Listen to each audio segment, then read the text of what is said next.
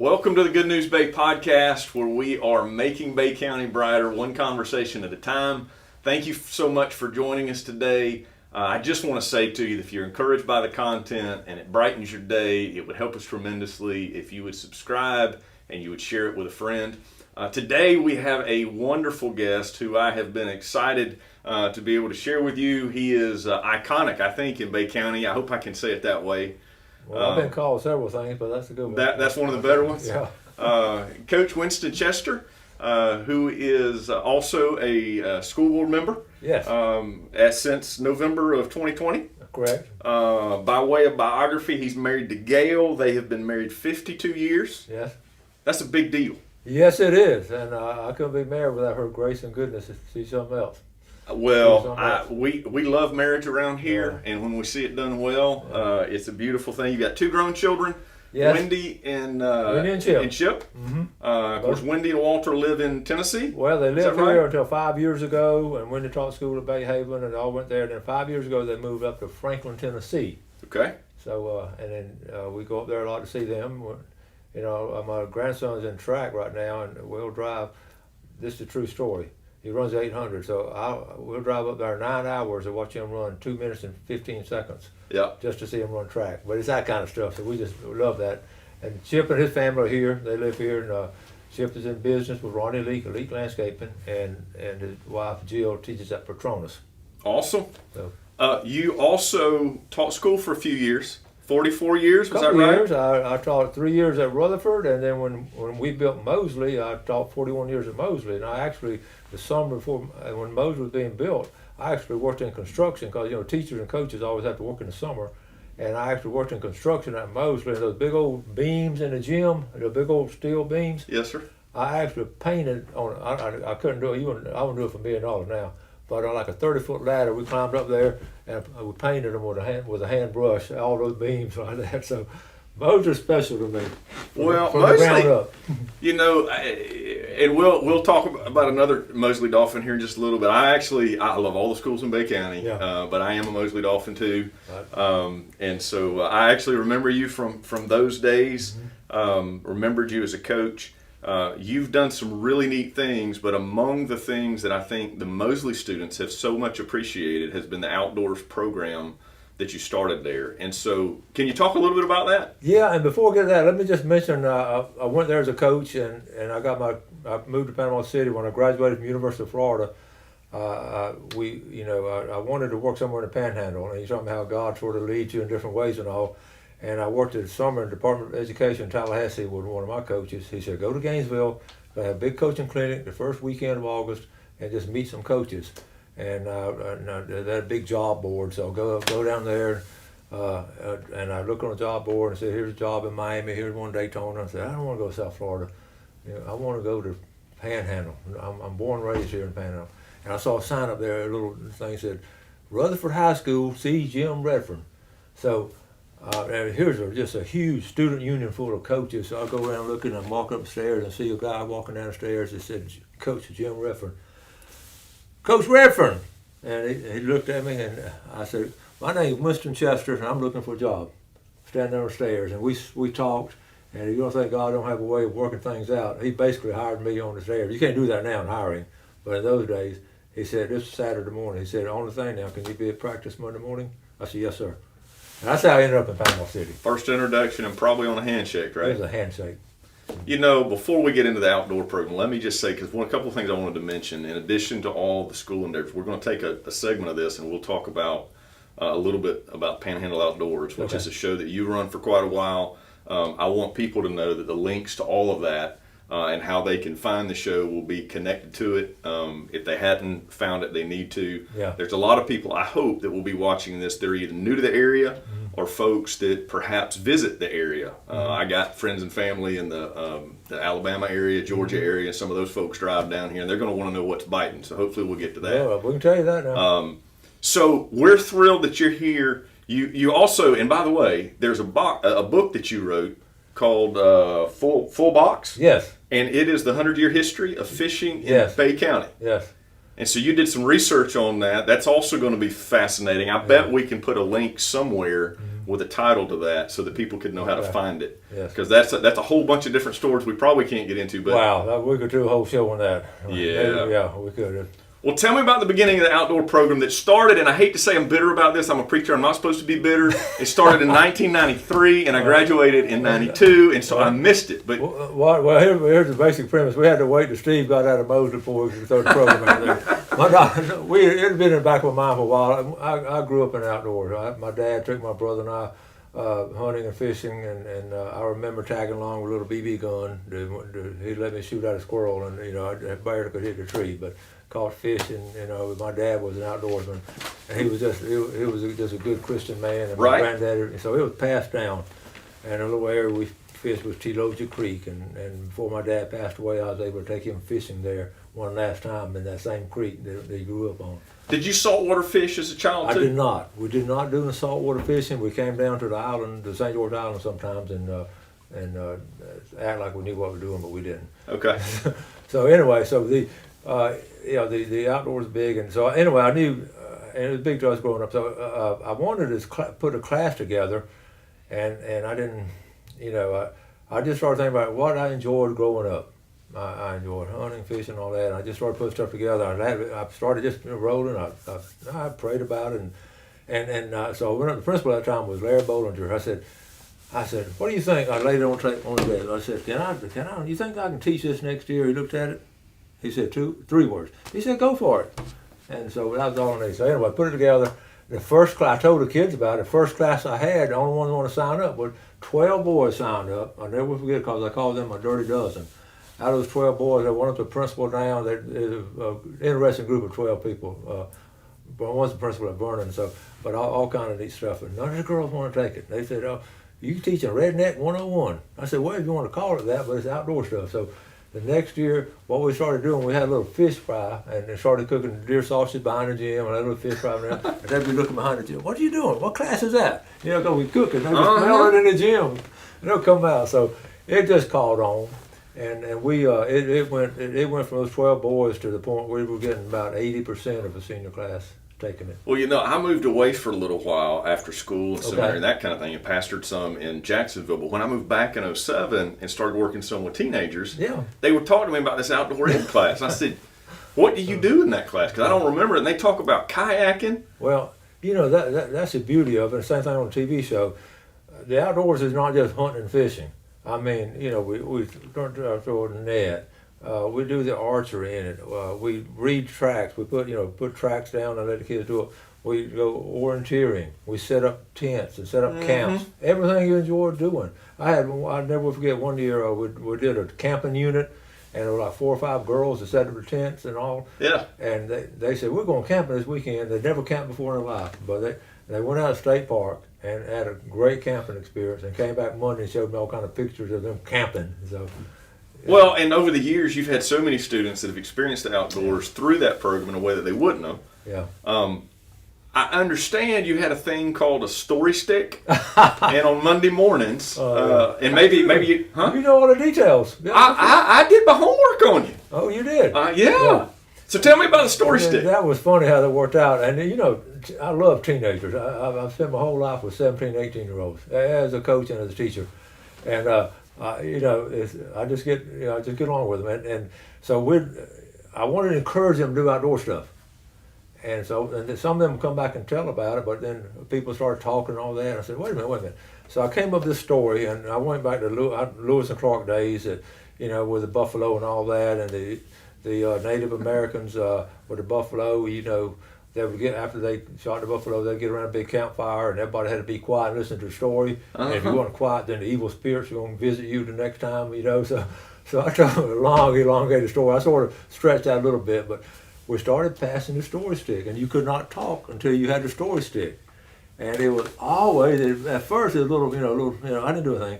And then, I did something. So everybody told their story on Monday morning, story stick time. So I still have that story stick at the house.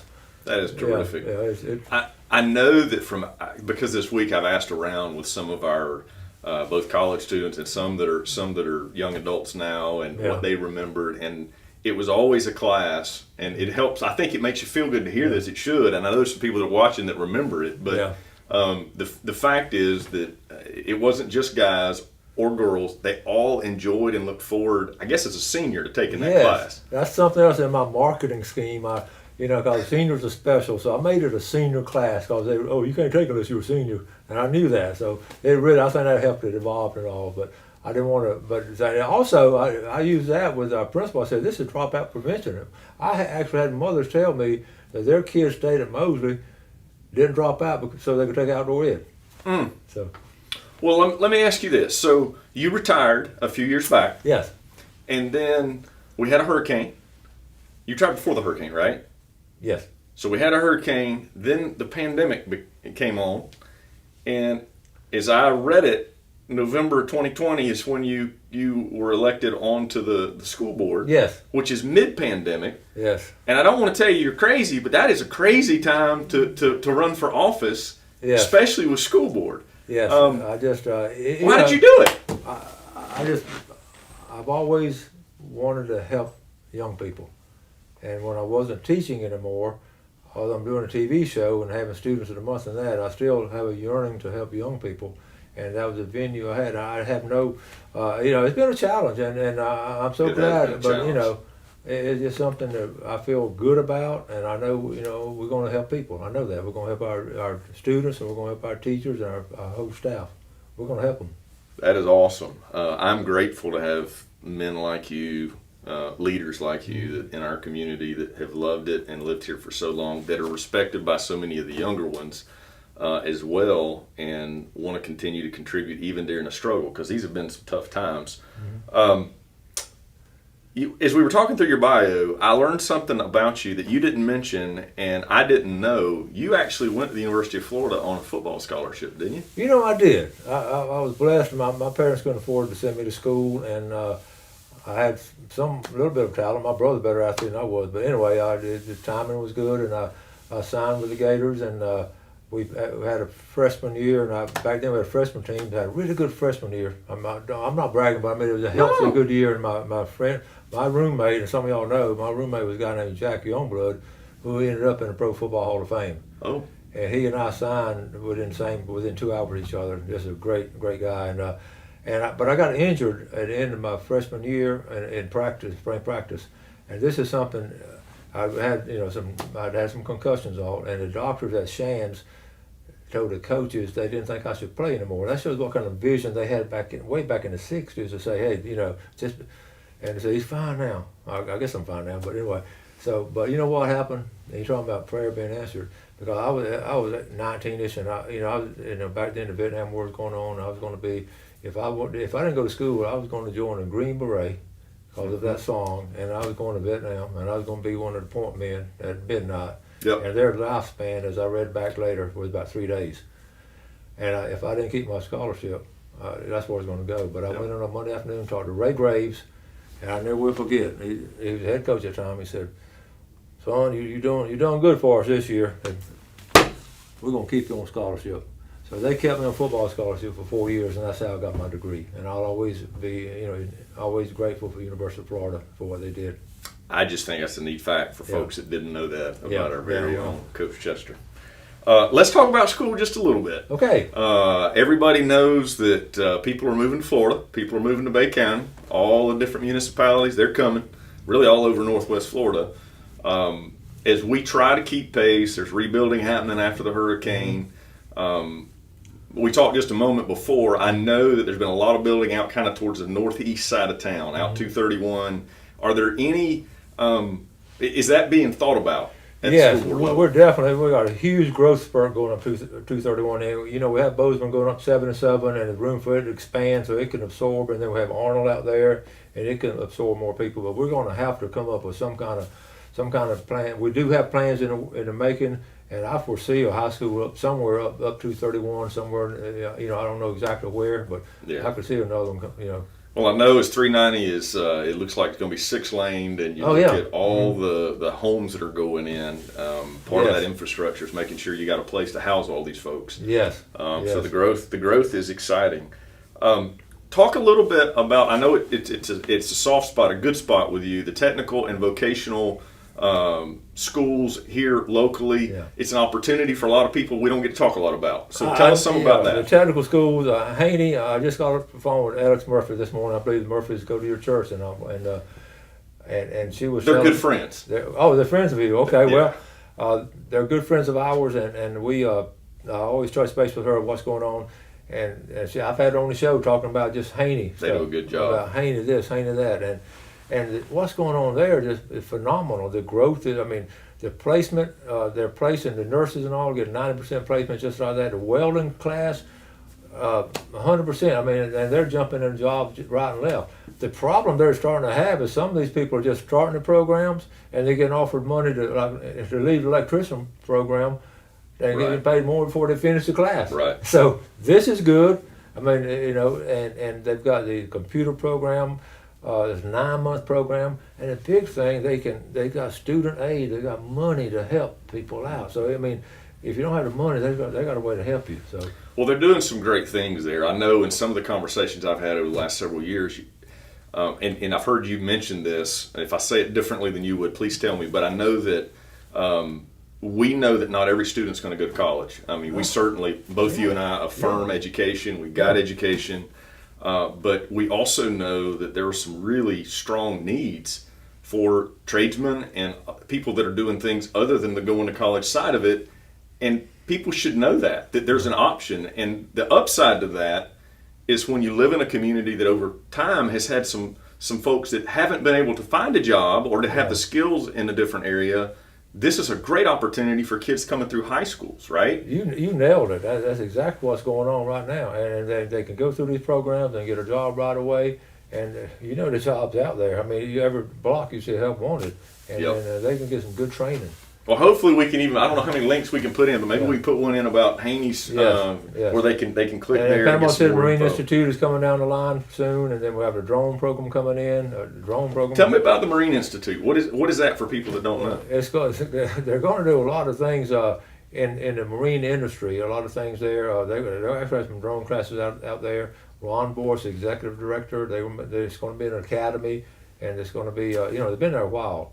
But now they're really sort of dressing up as far as getting everything legitimate for all kind of classes and all. It's going to be a good deal.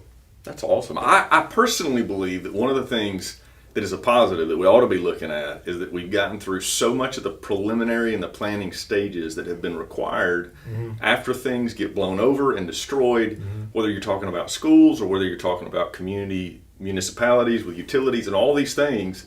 We're finally, I think, getting to the place where we're actually starting to see things get approved and get to the place where we can start seeing it. Yes. Is that a fair assessment on the educational side? Yes, it is. Yes, the repairs are made to a lot of schools, and most of the schools are running. We have some of them still down, but the repairs have been made and have been some good improvements. They really have been. Some are complete and others are coming, right? Yeah. So, and I think we're seeing the same as you talk like Marine Institute. It's many of us are. Everybody's not got their home rebuilt yet, right? But many people have. And even in this year, I see people moving back into their homes or coming out of COVID to some extent, which is great. And now I think we're starting to see that we can run on all cylinders. Yes. And that part to me is quite exciting. Let's talk a little bit. Let's change gears and talk outdoors. Panhandle Outdoors. Okay. You've been doing that for a little while. Tell us about your show. Well, it's something Captain Ray and I started doing. I was doing it before, 5:30 in the morning, do it before school, and then I go to school and do it, and then so I started looking about how long I've been doing it. It's been about 15 years doing it. Wow. We do 260 shows a year. But I've been doing it by myself for like 12 years. And don't ask me how I do it because I'm not sure. But I just have a lot of Gail's very supportive and Jeff's supportive, and the guests I have on there. I just have a lot of special guests on there, and then people in here love the outdoors. Well, you had Mayor Brudnicki on a couple of weeks back, didn't you? Listen, when I'm head off to Franklin, Tennessee or something, I have to have my sub. As a teacher, we have subs, so I have my Panhandle Outdoor sub, and Greg Brudnicki is on my list, and he's a good fisherman. Bill and Greg come on the show, and they, in fact, last week they were on the show, and they're just gone 2 days in a row, speckled trout fishing, red fishing, and they caught some fine fish. I saw some pictures. Okay, you saw the pictures? I did. You know, they're trying to do the GoPros, but they're not technologically advanced enough to get a GoPro video, but they're good. So that show, if they're looking at like regular television, that comes on 5:30, 5 days a week, Fox 28. Yes. All right. And then Jeff, my producer, right after the show ends, he puts it on YouTube. Right. So we get several hundred people a day watching on YouTube. So some people will be listening to this that may not have heard the show. Others will be watching it on Facebook or YouTube. Yeah. We're making this available there. Yes. So there are going to be some folks that are in the Alabama, Georgia area, some folks that are other places, the Panhandle. And so they need to know, they can find out seasonally what the bite is. That's true now. We keep up with that. So they need to check it out to see what's in season. So let's say May's coming, or May's on us, May, June. Let's say I'm an outdoorsman and I'm watching this. I'm gonna be coming down to the beaches. What's running? Are the Spanish running? Here's what's going on. Let's do freshwater first. Yes, sir. May's always is the special month because, again, I refer to my dad. He loved the full moon of May. 3 days before the full moon and 3 days after. He always caught brim. That was his big deal, the full moon of May. Hang on just a second. If you did not notice, he wrote a history book on fishing in Bay County, and he just said the full moon of May is it 3 days before, 3 days after. That was my dad. If you're, I'm not calling you an old timer, but if you're looking for old timers' wisdom, I mean, us young guys want all the technical. I say young guys, I'm not young anymore, but the technical stuff. But this right here is hard to come by. Case in point. Okay, yesterday we were on the pier, the city pier or out of the county pier with the Mosley Outdoors kids. Okay, you know, all the electronics we have now in fishing, you know, the side scan, you know, all those electronics. So we're out there and the kids not catching anything, but having a good time. And I'm sort of almost to the end of the pier, and I look to my right and I see birds. And then I see birds, boom. The old timers will tell us that when those birds are diving, that means the predator fish are driving the bait fish to the top, and the birds are diving. I said, okay, kids, okay, y'all get ready. And sure enough, they came close, and those kids just, on Monday shows, they were catching Spanish mackerel right and left. So on Monday, y'all should have picked up. Y'all need to rewind it and pick up that tip okay, right there. The video will be there. But the video on Monday on your show will be the outdoor ed field students on the field trip. Yeah.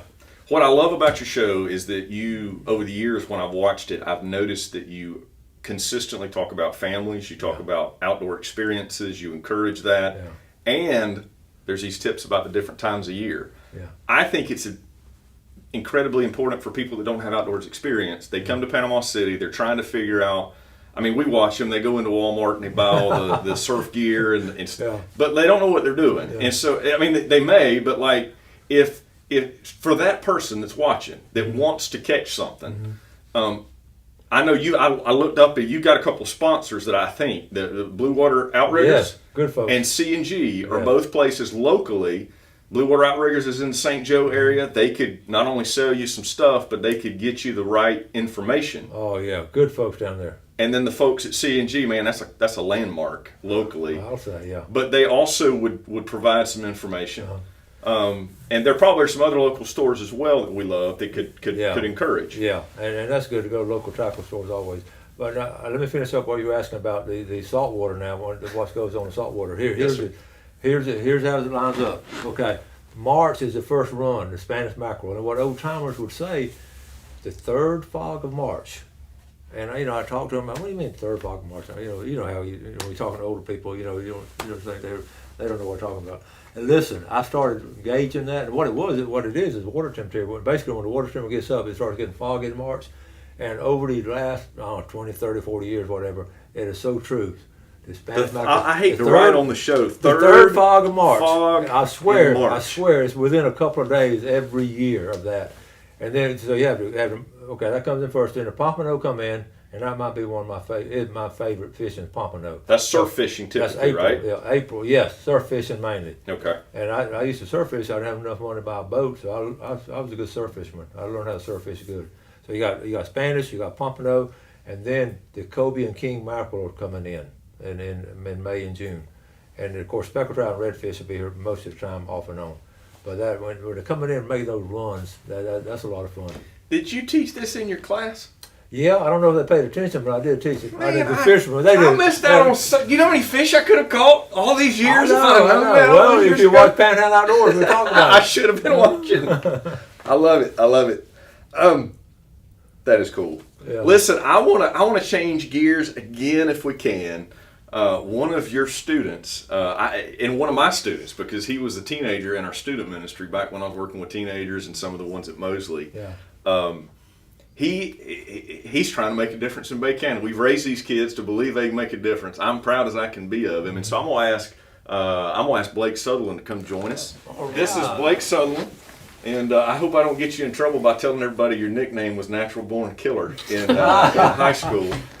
He shoots and he fishes. He's just got natural instincts. You understand his family legacy. I mean, it's been passed down, the outdoorsman in his family. He has had amazing men in his family that have shown him some incredible stuff that it takes a lot of generations to actually learn. Yes. Talk to us a little bit. I wanted to talk about this bass tournament that's coming up, May 1st.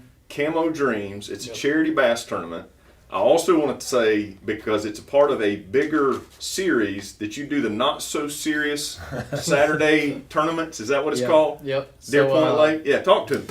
So, and I can't take all the credit. I got to give credit to a buddy of mine, James Cottingham. It was his idea. He approached me one night at softball, and we've always been friends. But he was like, "Hey man," he's like, thinking about starting a bass tournament trail. He knew I loved to bass fish and fish all the tournaments around town, and he was like, but I kind of want to make it different than the other ones, because most of your tournaments are safe light to 3 o'clock, generally speaking, for the most part. And most of those tournaments are a pretty good buy-in. I mean, it's a good little chunk of money, $100 a lot of times, and a lot of times, some people just don't want to fish all day, especially if the fishing's tough. And he was like, I want to do one that's shorter. Hey, they might want to fish all day, but the rest of the family might not be Exactly. okay with That's it exactly fishing. right. The wife might want them to cut the grass or something. That's right. And so, as we talked about it, I was like, I think a lot more people would want to bring their kids to it.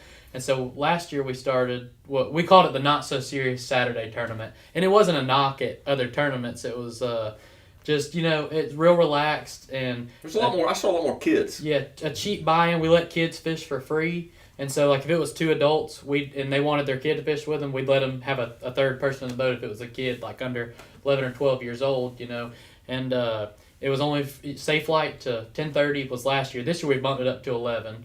And so safe light to 11 o'clock. So just a few hours, get out there, cheap entry fee, $25 a person. And we've had tons of kids. And last year I was telling him, a lot of tournaments, you got to have a working live well. There's restrictions on going into it. Right. Well, last year we had a couple kids approach us, and one of them has been on Coach Chester's show, and all they had was kayak to fish out of. And I was like, man, I don't care if you bring a surfboard. If you want to come fish, just come fish.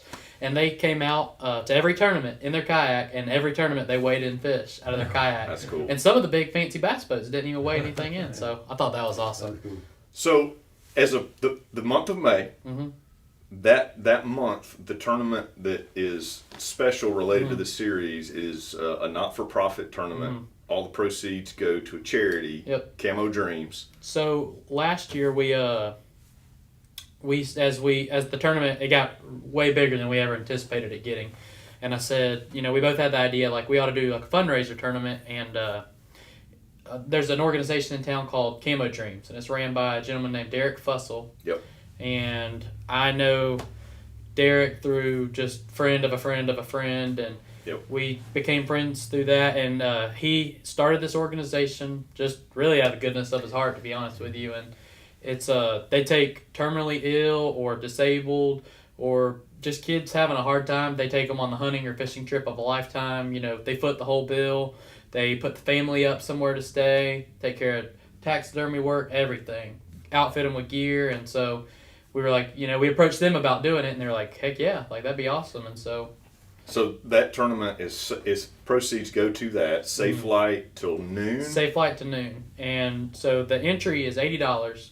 And $30 of that goes straight to Camo Dreams. And then this year we've also got a food truck coming, so we're going to be selling plates. All of that goes straight to Camo Dreams.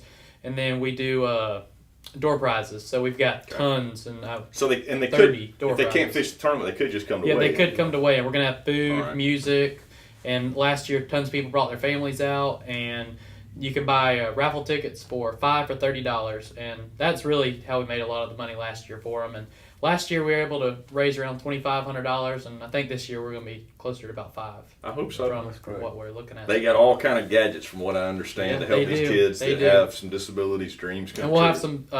We'll have someone there like giving their testimony about what Camo Dreams did for him and their family. Right. And then Derek will also be there, kind of explaining what Camo Dreams is. And we're going to put a link on here for them to be able to click on to get more information, both about the not so serious bass fishing. I don't know why I'm saying that, man, bringing people to my home late, but and then also about the Camo Dreams tournament. Coach, isn't it cool to see people that were your students doing cool stuff? This is special when a young man like this doing things, but you know what? It sort of runs in the outdoor family. A lot of outdoorsmen do things like this, and this is special that his age be doing it. I participate every year down in Carabel at a Sea Quarters tournament, and the man that runs it, he lost his daughter to leukemia years ago, and he promised her he would help her find a cure for it. And I fish it with some friends from Valdosta every year. This past year, before the pandemic, they presented a check to the Leukemia Research Foundation. This is Carabel now.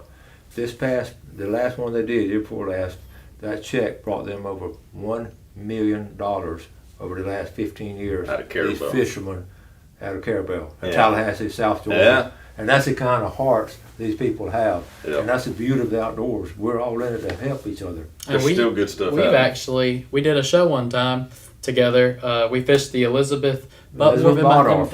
That last name gets me. Bottom. But their child passed away in a drowning incident, and they raised money for swim lessons for the Boys and Girls Club. Local. And we actually got to do a show together doing that. So we do it every year at Sunjammers, and it's a big tournament. All that money goes to kids learn the swim program.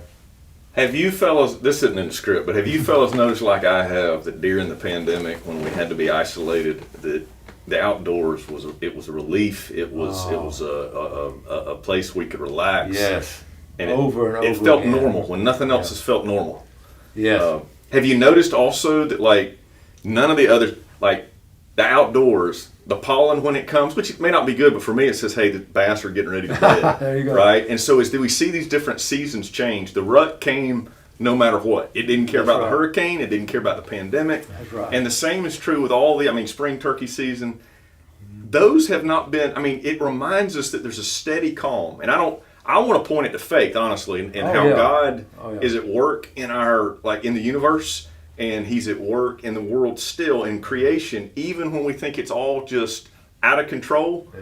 If we turn the media off and we go outside, all of a sudden it seems a lot less chaotic.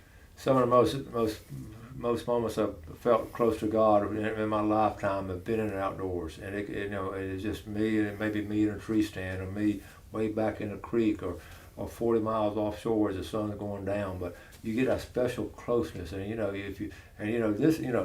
see that sunset. This didn't just happen. God gave this to us, and that's why there's so many outdoorsmen. We take care of our environment. It's a gift from God. Our woods. We plant trees, and we do all kinds of things, and it's a special. Is it fair to say, Coach, that your value for the outdoors and for the environment is informed by your faith?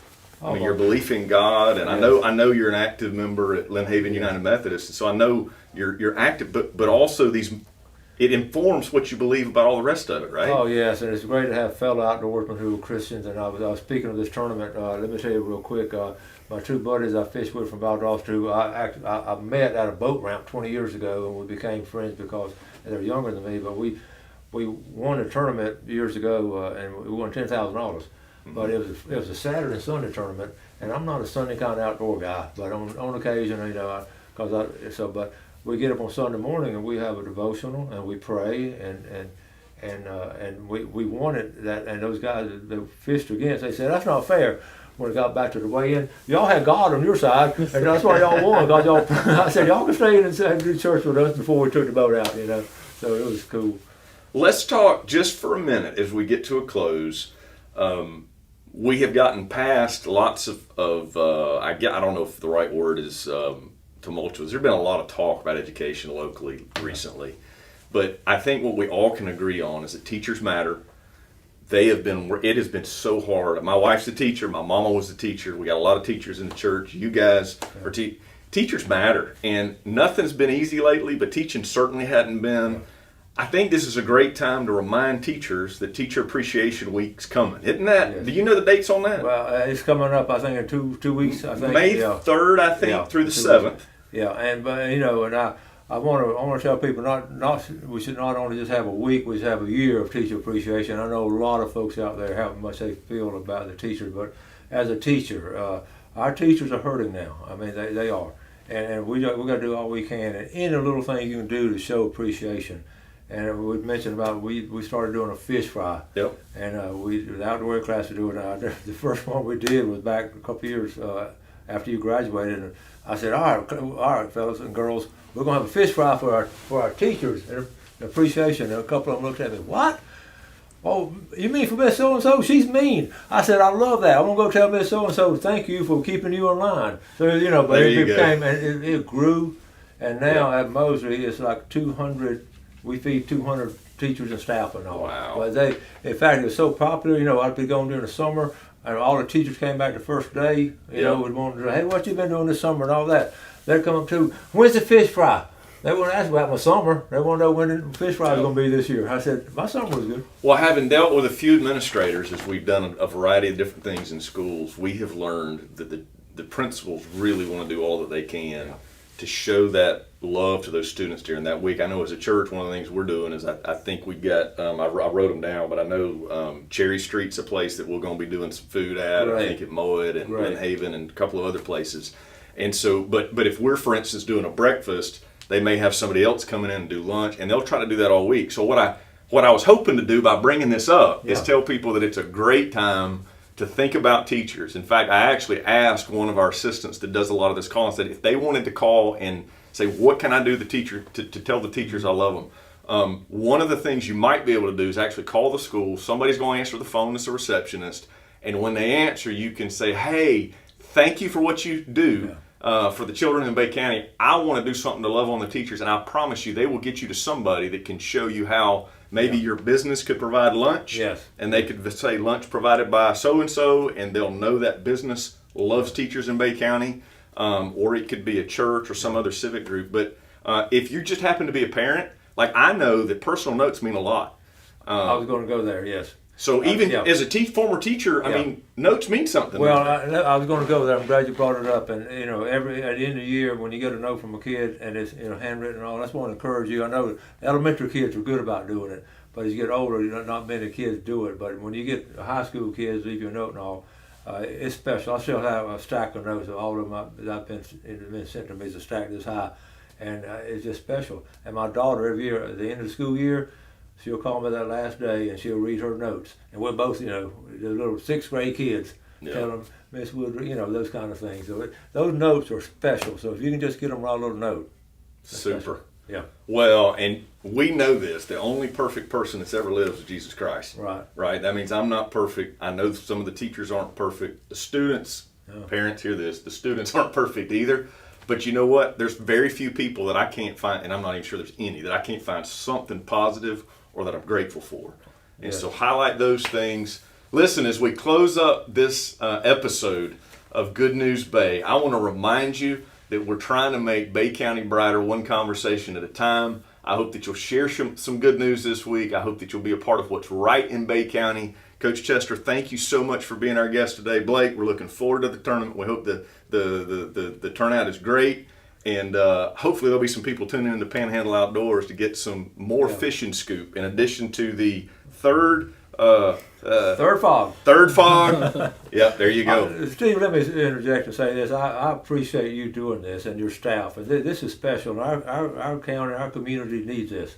And I just appreciate you doing it. It means a lot to us. Thank you, so Coach. I want to thank you for doing it. And one other thing, now that I've come on your show, you're going to come on my show, and we're going to talk about bass fishing, because he's a bass. He's a. I don't know if y'all know about. He tries to keep it a secret, but he can catch some bass now. So I like to catch bass. I don't know that I'm good at it, but I like to learn, and I've learned some things today that are going to help me moving forward. Okay. I'd be happy to come learn some stuff. Absolutely. Listen, like it, share it, make Bay County brighter. Y'all have a great day. Thank you for listening to our podcast today. If you were encouraged by the good news, we would ask you to subscribe through Apple Podcasts, Spotify, and Google Podcast, as well as YouTube. If you will subscribe, all new content will come your way. You'll get notified of it, and it'll help us to brighten Bay County. Thanks, guys.